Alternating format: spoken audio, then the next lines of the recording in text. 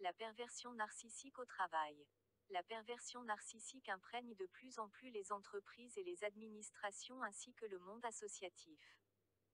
Elle s'impose dans les organisations comme vision du monde avec des valeurs déshumanisées, mais considérées comme la norme. Je vous propose une première approche pour comprendre la façon dont les PN voient les choses. 1. Le retournement des valeurs par le jeu. 2. Le mépris de ce qu'ils appellent les bisounours. 3. La cristallisation de ces valeurs noires dans le New Management. 4. Enfin, je vous expose les issues possibles pour s'en sortir.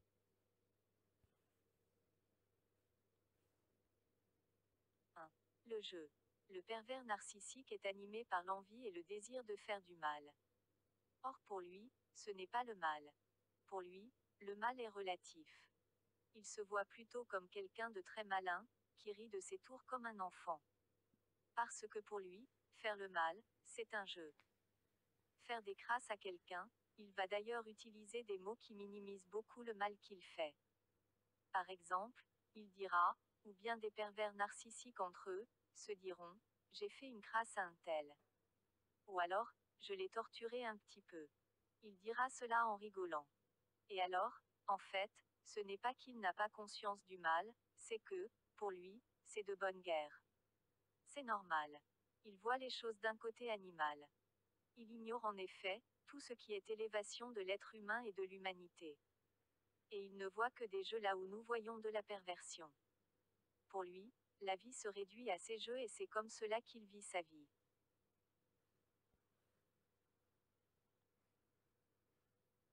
2. Le dégoût pour les bisounours. Il voit bien qu'il existe des personnes qui voient les choses autrement, c'est-à-dire qui ont des idéaux élevés, des scrupules, des limites, des valeurs. Et qui sont naturellement bienveillants. Mais il les considère comme des imbéciles, pour des gens qui n'ont rien compris à la vie, et qui se montrent faibles, qui s'exposent. De vrais bisounours quoi.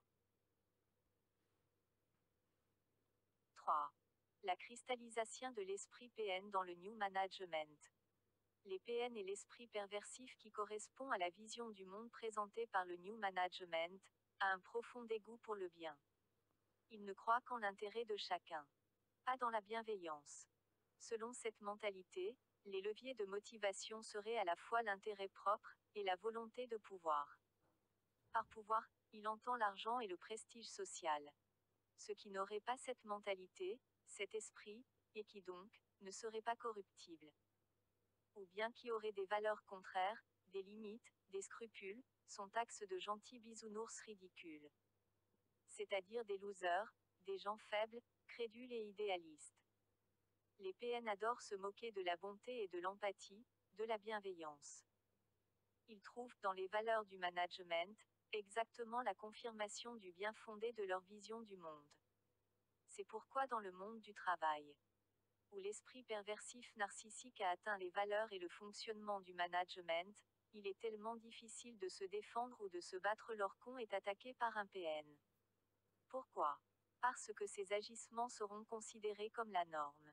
Le mal étant relatif. Les PN savent très bien que même si l'on arrive à prouver ce qu'ils font, ils ne seront pas inquiétés pour cette raison.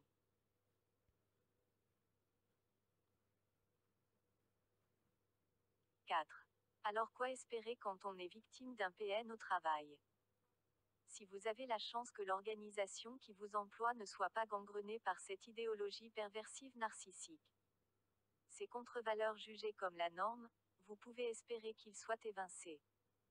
Si c'est un grand groupe, imprégné de cet esprit, ou encore une administration, les recours possibles sont, au niveau pénal, d'attaquer le PN pour harcèlement.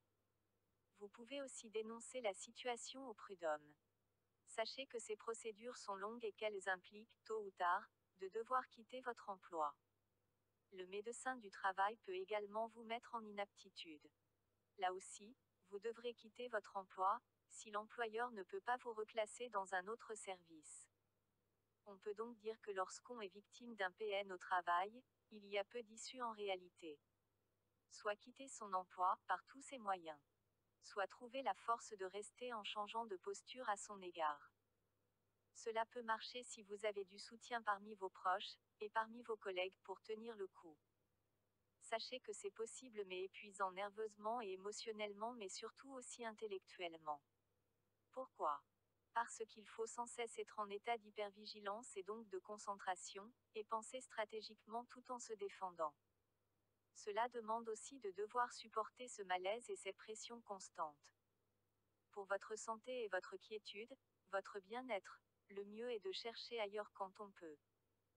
Bien sûr, comme il est difficile de trouver du travail de nos jours, l'esprit perversif se permet tous les abus, sachant qu'on ne peut que difficilement quitter un emploi alimentaire.